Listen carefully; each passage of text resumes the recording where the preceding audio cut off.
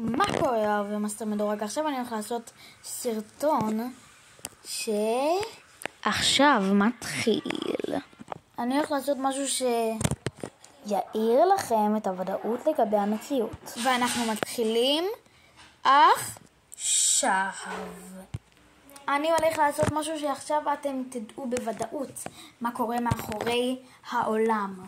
טוב, לא בוודאות, כי המדענים עדיין חוקרים על זה, אבל תורת הקוונטים מסבירה לנו כמעט הכל.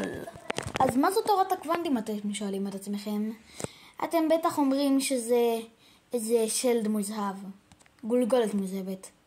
אבל אתם בטוחים שאין לי גולגולת מוזהבת בבית, נכון? זה רק החבר הכי טוב שלי, גולגי.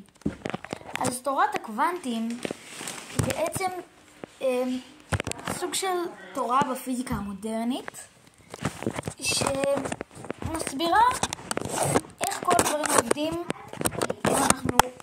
אם משהו עם תודעה לא צופה בהם. תדמיינו שיש חתול. בתוך החתול יש אלקטרון. בגלל שהאלקטרון יכול להסתובב עם כיוון השעון ונגד כיוון השעון באותו הזמן, אז תדמיינו שהוא עושה ככה. בסדר? רק רגע, אני עושה שרטוט.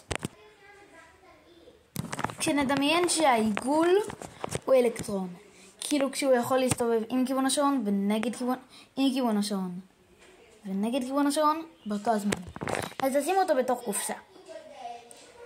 אז אם הוא מסתובב עם כיוון השעון, אז נגיד שיש בקופסה חתול גם. אם האלקטרון מסתובב עם כיוון השעון, אז נעשה כאילו החתול מת. נגיד שהחתול מת. ואם נגד כיוון השעון, החתול עדיין חי. בסדר? אבל בגלל שהאלקטרון יכול להסתובב בשני הכיוונים בזמנית, אז זה מה שקורה. אז מה שבעצם קורה שהחתול והאלקטרון מתפצלים לשתי גרסאות, שתי ממדים. ככה בעצם זה הפרדוקס בעצם על החתול של שרדינגר. כאילו די שכתבו אותו, קראתי את זה באיזשהו ספר, שכתבו אותו בספר ואני קצת קיצרתי את זה.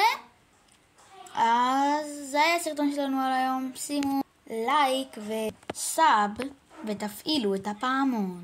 יאללה ביי, אני הייתי אריאל צמח.